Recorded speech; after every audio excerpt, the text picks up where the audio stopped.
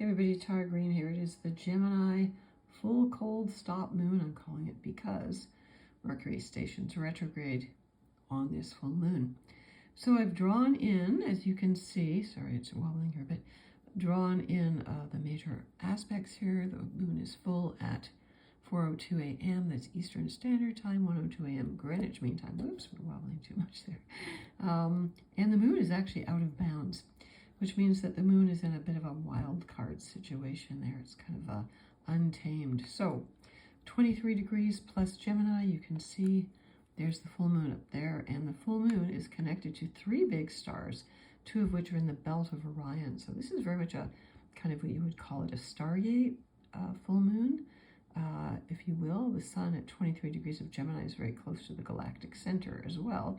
And I do galactic astrology, and I'm going to focus a bit more on that because I think people are a bit more interested in it, more ready now than they used to be. Okay, so you can see the red lines, the squares, the oppositions, the hard aspects there, the tension. Of course, Mercury is stationed almost full stop in the sky, and it will station direct tonight at 3:56 p.m. That's Eastern Eastern Standard Time. And so the full moon is still under the Mercury retrograde. And when planets are stationary like that in the sky, they're at their most powerful. Now, Gemini is, of course, ruled by Mercury. So this is the last full moon of 2024, believe it or not. And because there's Mercury retrograde, we're still going over some old issues here. And in a sense, we're going to have to wait until we get into 2025 before things become a little bit clearer. Now, you know, in Vedic astrology, retrograde planets are considered to be better. They're brighter in the sky. I kind of like to do a bit of both views when it works. Now, let's see, where do we start here? So there's Mercury at 6 degrees of Sagittarius there.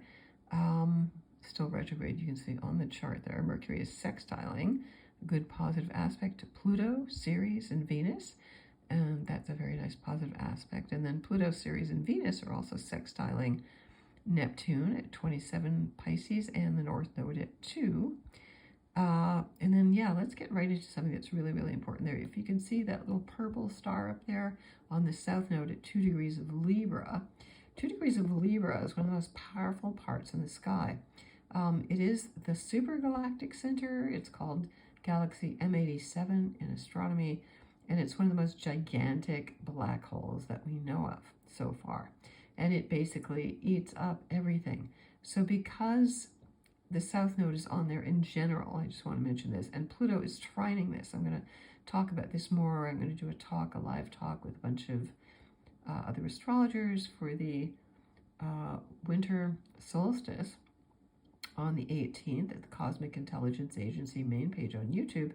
I think it's really important to talk about this because it is a perfect releasing time of any old karmic ties and energies, especially Pluto there, going like, just let that big black hole eat up all those past life unconscious connections so you can marry yourself. Now, in the tarot, Gemini is the sign of the lovers. And so it's very much about marrying your inner, I know the gender, blah, blah. These are archetypal magnetic forces. You cannot refute that kind of science for all that. We are magnetic energies ourselves. So the marriage, the inner marriage of the masculine, the feminine, the alchemy, is an alchemical full moon, I would say. Okay, so let's look at the planets. Mercury ruled by Jupiter in Gemini right now, also retrograde at 15 degrees, the most powerful degree, the mid degree of Gemini. This chart is set for Washington, D.C., so the rising sign is 12 Scorpio there. But of course, the rising sign will be different, and the houses will be different depending on where you are. So Jupiter's in detriment in Gemini. Mercury's in detriment in Sagittarius. They're both in detriment and in mutual reception. So this has kind of been interesting. I mean, my personal feeling of this Gemini retrograde, even though it's somehow kind of crazy, it wasn't nearly as bad as I thought it might be.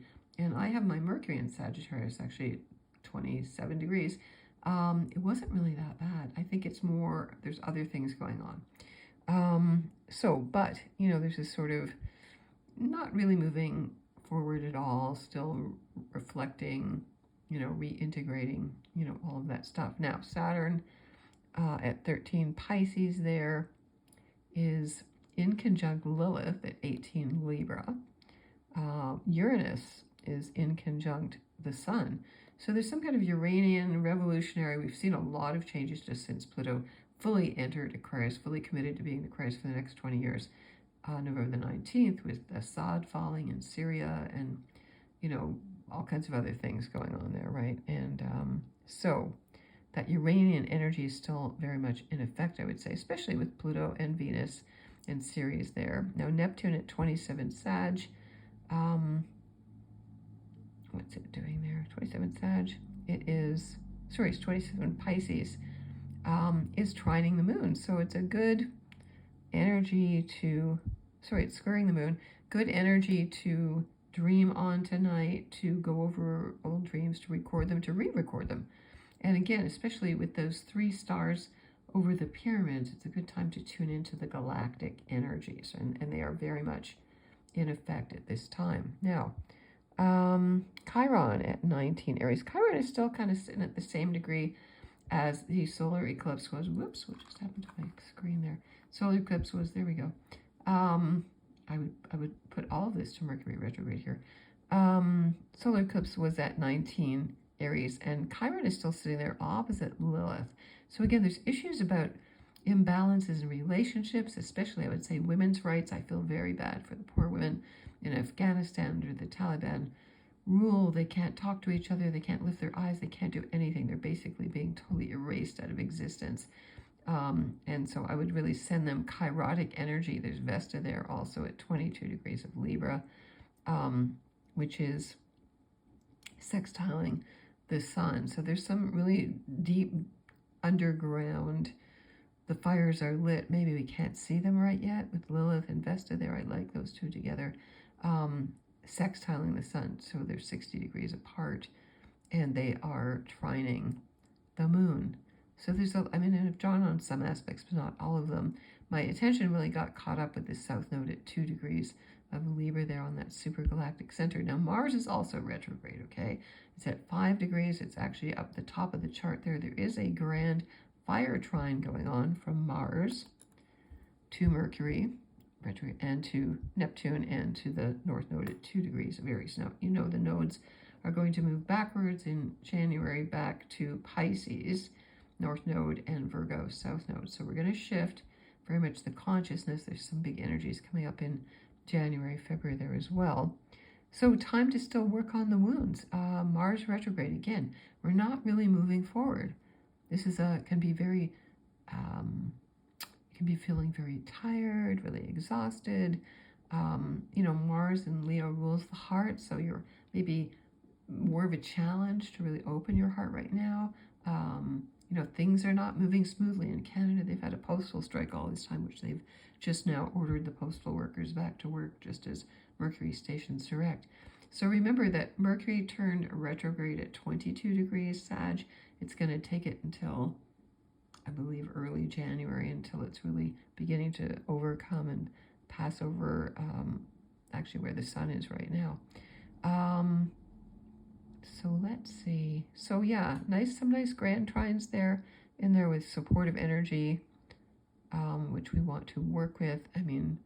Mars is opposite Pluto, Ceres, and Venus. So again, some very big challenges there to, what does my heart really want? Pluto in Aquarius is really all about learning to listen to your higher self, really learning to listen to higher consciousness. Again, that stellar aspect. So again, with all of this galactic energy, Aquarius is the sign of the stars, space, all the talk in the news about whatever drones or aliens or the alien reveal that's part of the playbook that's going to happen. But really, you need to tune into your own personal connection with the galactic connections. And there's many of them in the charts, okay? There's also, I've drawn on some of the archangel stars there. Uranus is conjunct to Algol, the star of Medusa's head, a very powerful star. Of course, she's feared because she was one of the most powerful Amazon warrioresses. Aldebaran is at 9-10 degrees of Gemini. Regulus, which was the heart of the lion, is now at 0 degrees of Virgo. Antares is at 9 degrees of Sagittarius. And Malholt, that's Archangel Gabriel, is at 2-3 degrees of Pisces. Plus there's more, some of the biggest stars in the sky, and again, the galactic energies. Okay, very, very important to work with them. So Jupiter's actually opposite the Great Attractor. Okay, Great Attractor is at 14 degrees of Sagittarius. It's not marked there, but you can see Jupiter's at 15, so it would be right there, sort of just past Mercury. I use very tight orbs with galactics unless they're really big, like the super galactic center, because it has such a big mass. I think you could do more than just 1 or 2 degree orbs with those. But again, these are attraction, super getting into connecting with your higher self. They're connected to star systems. So right now, this one's connecting to Orion.